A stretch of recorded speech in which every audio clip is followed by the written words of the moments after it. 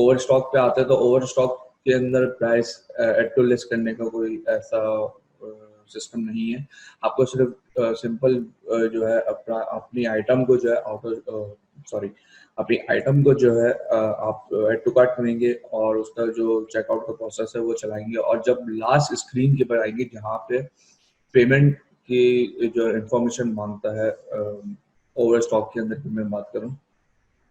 Last screen के ऊपर जो थोड़ा सा आप स्क्रॉल डाउन करेंगे और नीचे देखेंगे यहाँ पर ऑप्शन आ रहा होगा this order is being sent as a gift. तो इस पे आप चेक मार्क लगाएंगे और जो है सेंडर नेम और ईमेल जो है रिमूव करके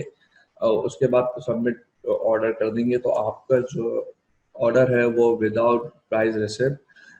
कस्टमर को जाएगा। ओवर स्टॉक जो है प्राइस हिट कर देगा उस पैकेज के ऊपर से।